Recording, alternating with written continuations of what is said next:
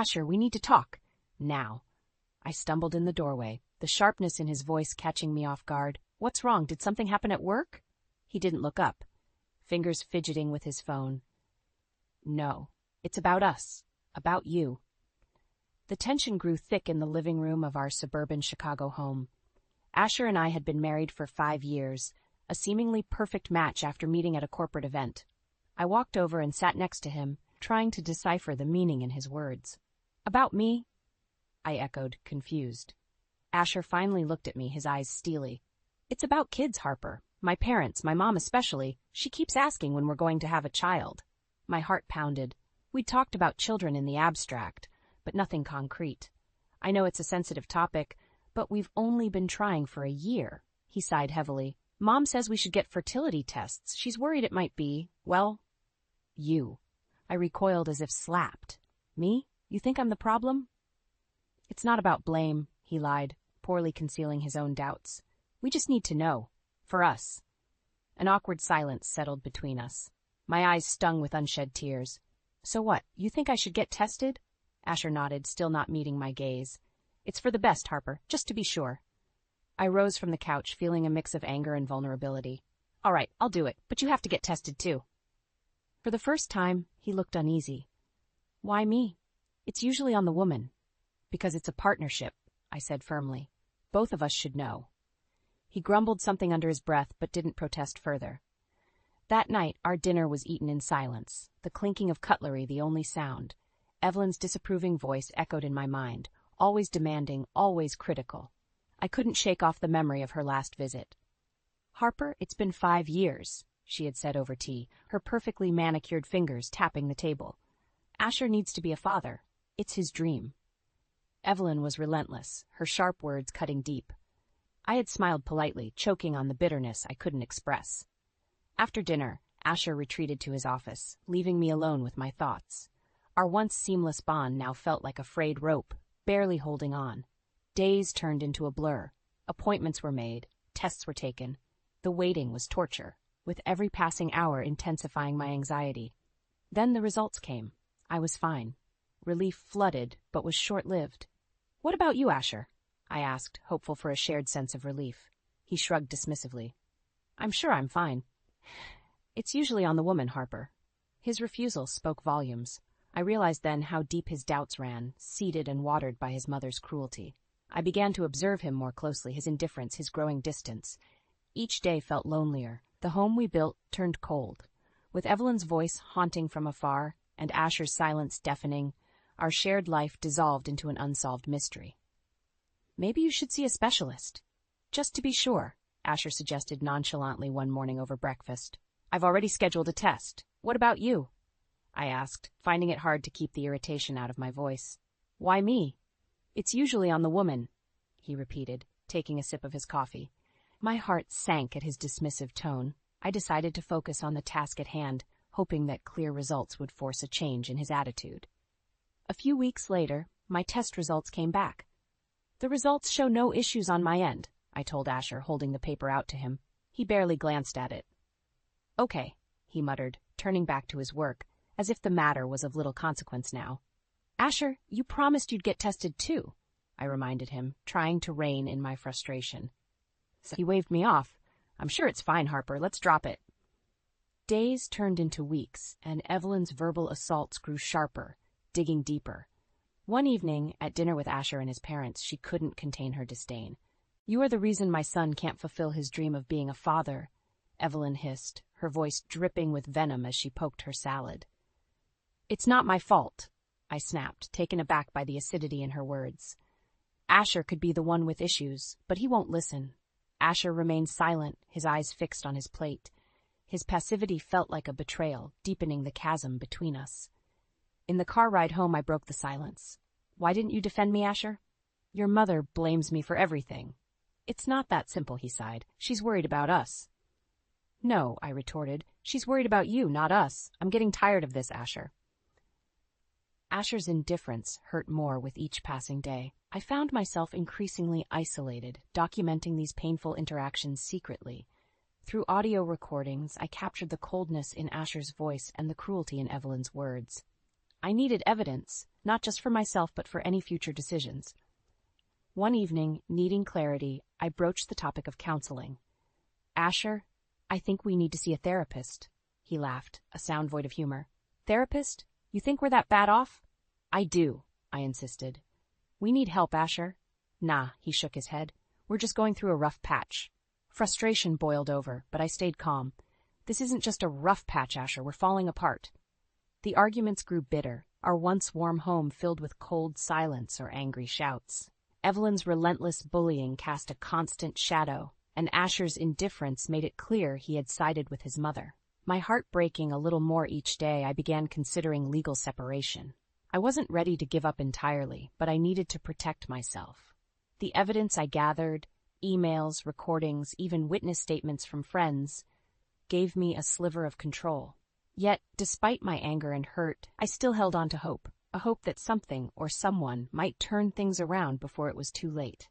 You are the reason my son can't fulfill his dream of being a father. Evelyn's words reverberated in my mind as I sat across from her during another strained family dinner. Evelyn, it's not my fault. Asher could be the one with issues, but he won't listen, I countered, my voice cracking. She narrowed her eyes. Don't you dare shift the blame. My son is perfectly fine. This is on you. Asher sat next to me, chewing his food slowly, looking anywhere but at us. Asher, I begged, please tell her. He sighed, putting his fork down. Mom, enough. Let's not do this now. Evelyn shot me a triumphant look, as if she had won another battle in her twisted campaign against me. I pushed my plate away, appetite lost. Later at home, I tried to talk to Asher about counseling again. We need help, Asher. We can't keep going like this. I don't need a therapist to tell me what's wrong, he muttered, and I don't need one to make excuses for you. Excuses? I was incredulous. You think everything's my fault? The tests were fine, remember? He said coldly. If anyone needs help, it's you. The distance between us grew wider with each passing day. Asher's hostility became more apparent, and I felt more isolated in our once loving home. One evening, desperate for a resolution, I proposed a weekend getaway to rekindle our relationship. Maybe some time away from everything will help, I suggested, hope lacing my voice. He chuckled bitterly. You think a vacation will fix this? He shook his head. There's nothing left to fix, Harper. It felt like a punch to the gut. Are you saying you don't want to try anymore? His silence was deafening. I started to gather more evidence of Asher's growing indifference and Evelyn's relentless bullying. Every recording, every email, every witness statement from friends, each piece felt like a step toward reclaiming my life. One day, after a particularly harsh argument, I confided in my friend Leah. I don't know how much longer I can do this, I admitted, tears streaming down my face. You deserve better, Harper, Leah insisted. You need to consider separating from him. I've been thinking about it, I whispered, feeling a mixture of fear and relief at the thought. Asher's behaviors grew more unpredictable. He came home late more often, his excuses flimsy. One night I confronted him. Where have you been? Out, he replied curtly. Out where, Asher? You stink of alcohol. Why do you care? He slurred, stumbling past me. We're barely even married anymore. His words cut deep, but they also strengthened my resolve. I wouldn't let him or his vile mother break me any further. I needed to protect myself. The next day, I met with a lawyer. I'm considering separation, I confessed, handing over my collected evidence. The lawyer nodded sympathetically. Given what you've documented, Harper, you have a strong case for legal separation. As I walked out of the office, the weight on my shoulders felt a little lighter. I didn't know what the future held, but I knew I had to start taking steps to reclaim my life, even if it meant leaving Asher behind. We're done, Harper. Here are the divorce papers. The words cut through the air like a knife. I looked up from my coffee, unable to hide my shock. What? You're blaming me for something that's not even proven? Asher pushed the papers across the table, his expression cold. It's not just about the kids anymore. This isn't working. I stared at the papers, my world crumbling around me. Asher, we can still fix this, I pleaded, my voice breaking. He shook his head. No, Harper, it's over. I'm done. Tears welled up in my eyes, but I refused to let them fall. You're making a mistake, I whispered. His eyes softened for a moment, but the coldness quickly returned. Maybe, he said, turning to leave. But it's my decision. I sat there, frozen, as he walked out the door. The sound of the car engine starting and then fading away left an eerie silence in the house. The divorce papers stared back at me, but I knew I couldn't just sit and wallow. I picked up my phone and called my lawyer. "He served me the papers," I said, trying to keep my voice steady. "We'll respond accordingly," the lawyer reassured. "Remember, you have a strong case, Harper." I spent the next days gathering all the evidence I had meticulously collected. Emails, audio recordings, and statements from friends who had witnessed Asher's growing hostility. They were all meticulously organized. Each piece felt like a small victory. One evening I was going through some old emails when I found a particularly incriminating one. It was from Asher's mother, Evelyn, outlining how she had planned to blame me for our childlessness. "Make sure Harper meets with the specialist," the email read. "If she's the problem, we can pressure her. If not, we need to consider other options for Asher's happiness." I forwarded the email to my lawyer immediately. "This could be crucial," I wrote. Days turned into weeks as the legal wheels began to turn. Meanwhile, I started making plans to move out. I didn't want to be in the same house where every room held memories of a happier time that now seemed so distant. I broke the news to Leah over lunch. "I'm moving out," I said, pushing a salad around my plate. "I'm proud of you, Harper." Leah said, her eyes warm with support. "You deserve to start fresh." Packing my things felt surreal. Asher was distant, rarely coming home. The few times he did, he barely acknowledged me. I kept my interaction with him minimal, focusing instead on the text messages and legal updates. Finally, the day came. A moving truck idled outside, ready to take my things to a new apartment. As I took one last look around the house, Asher walked in. He paused, taking in the scene. "So, this is it," he said, his voice flat. "Yes, it is," I replied, meeting his eyes for what felt like the last time. "Goodbye, Asher." He nodded, saying nothing more. I walked out, feeling a strange mix of sorrow and liberation. As the truck pulled away, Leah called. "You okay?" she asked. "I'm better," I said, feeling a sense of relief. "It's the start of something new." I knew the road ahead would be tough, but I was ready. With my friends by my side and the evidence strengthening my case, I felt a flicker of hope. It was time for a new beginning. "You deserve better," my friend Leah said warmly, handing me a box as we moved the last of my things into the new apartment. "Move forward, Harper. We're here with you." I smiled, grateful for her unwavering support. "You're right. It's time to start anew." The apartment felt like a fresh slate, devoid of painful memories. I started my first day in a new marketing firm with a renewed sense of purpose. The team welcomed me warmly, and I quickly immersed myself in the work, finding it a welcome distraction. One evening, Leah convinced me to join her at the local gym. "Come on, Harper. Exercise is the best therapy," she insisted, dragging me out of the house. I hesitated, but eventually succumbed to her persistence. At the gym, we walked into a class led by Ian, a personal trainer with an infectious energy. His bright smile and encouraging words made the grueling workout almost bearable.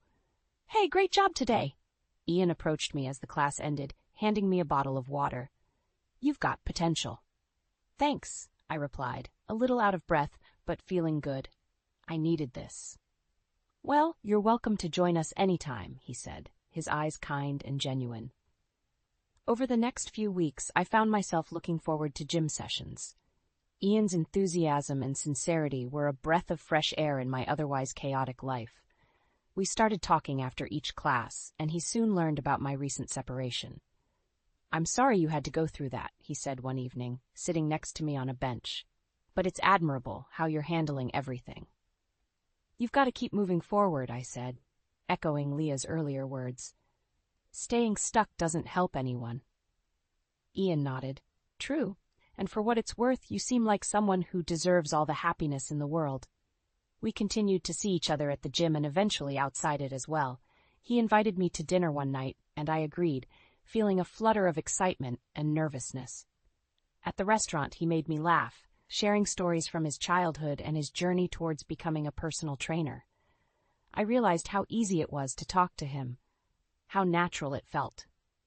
"Thank you for tonight," I said as we walked back to my apartment.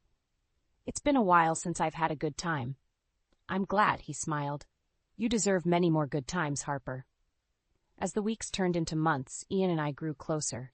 He became a beacon of support, cheering me on as I rebuilt my life piece by piece. With supportive friends like Leah and the warmth that Ian brought into my life, I felt stronger than ever. One weekend, Ian invited me to meet his friends at a small gathering. As we mingled, I couldn't help but feel a sense of belonging that I hadn't felt in a long time. His friends welcomed me warmly, and Ian stayed by my side, ensuring I felt comfortable. "You're doing amazing, Harper," Leah said later that evening. "Look at how much you've grown. How happy you seem." "I feel like I'm finally moving forward," I admitted, smiling. "It's not easy, but it feels right." Leah squeezed my hand. "You've come so far, and we'll always be here for you, no matter what."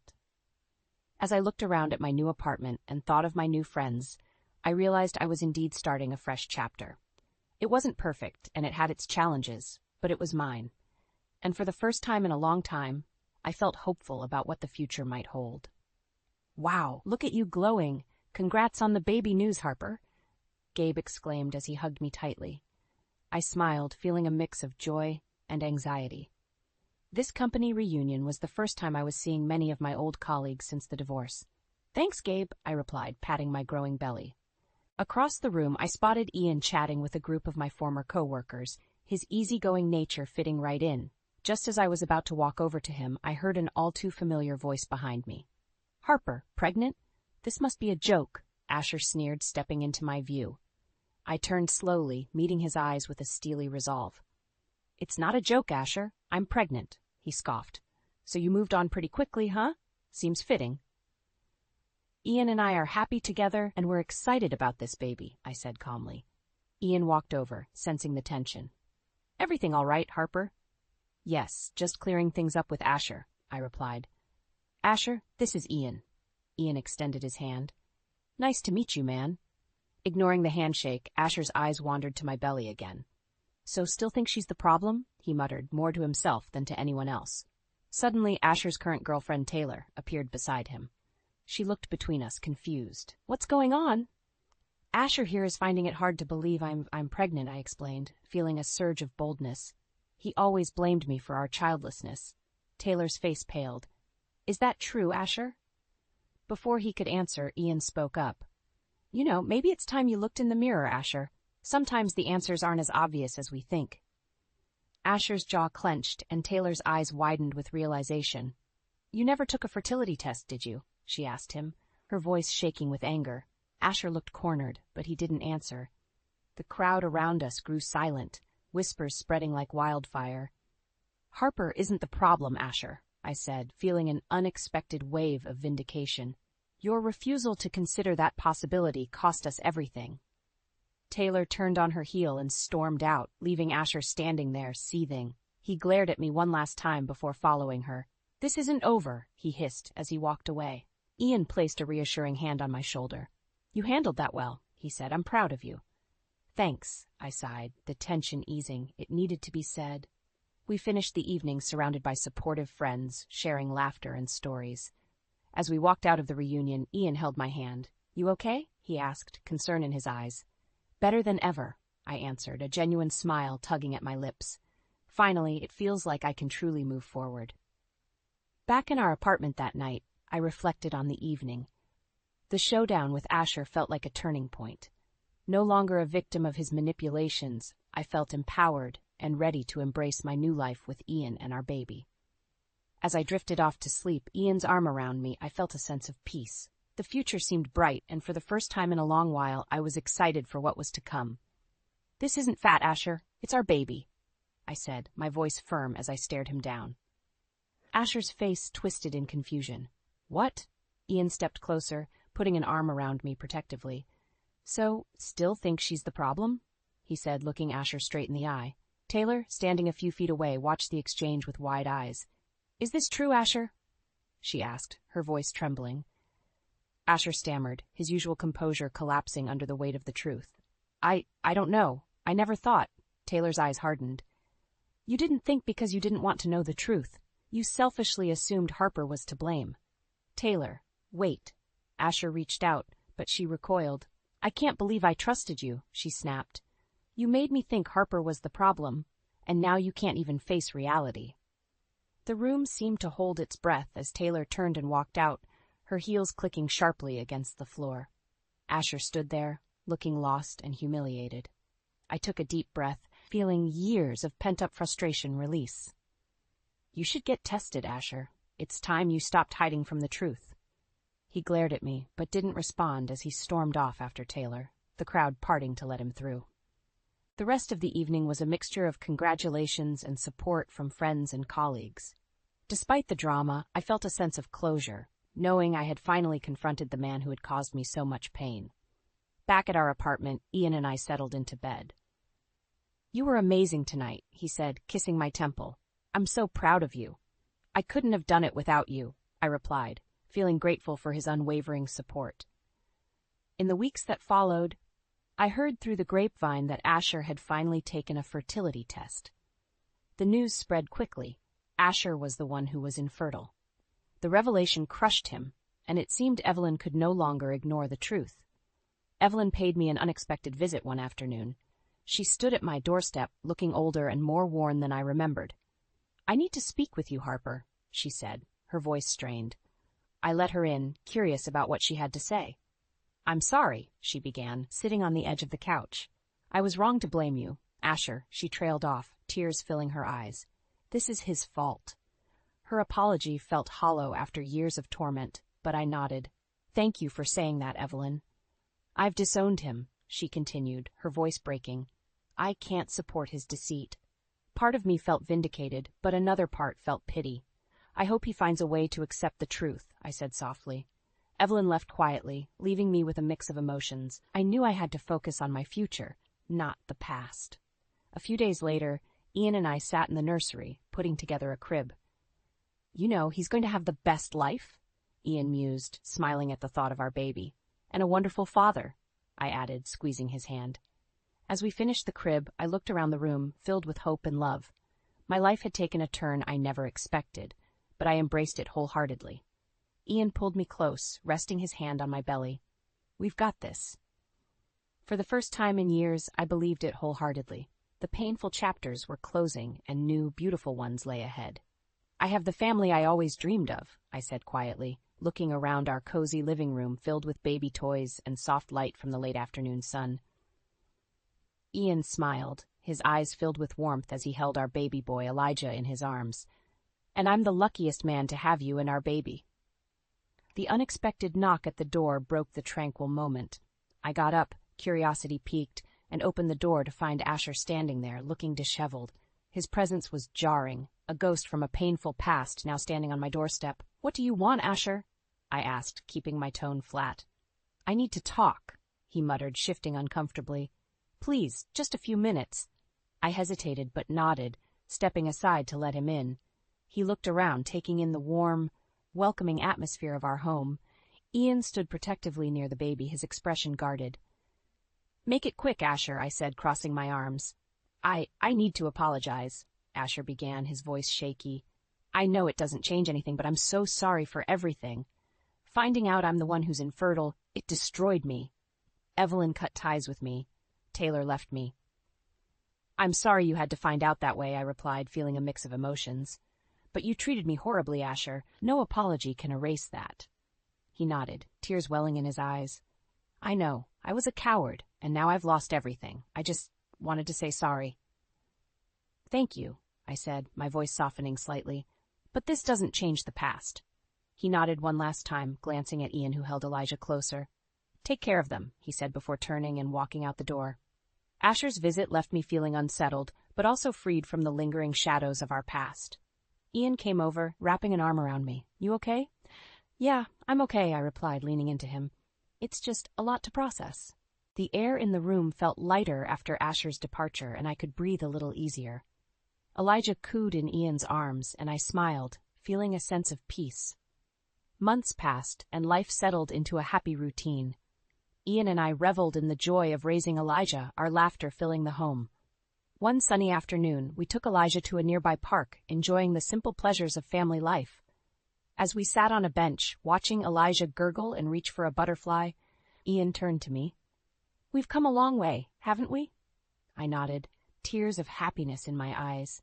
"Yes, we have, and I wouldn't change a thing." "I'm so proud of you," Ian said, squeezing my hand. You've shown so much strength and grace. Thank you, I whispered. I couldn't have done it without you. We watched Elijah play, content in the life we had built together. The memories of hurt and betrayal were still there, but they no longer held power over me. The future was bright, filled with endless possibilities and the love of my new family. As the sun began to set, I felt a profound sense of gratitude wash over me. The trials and tribulations of the past had forged a path to the happiness and contentment I now enjoyed. Ian, I said softly, turning to face him. Thank you for being my rock, my partner, my everything. He smiled, leaning in to kiss me gently. Always, Harper. Always. And as we walked hand in hand, with Elijah giggling between us, I knew that whatever the future held, we would face it together, stronger and more united than ever.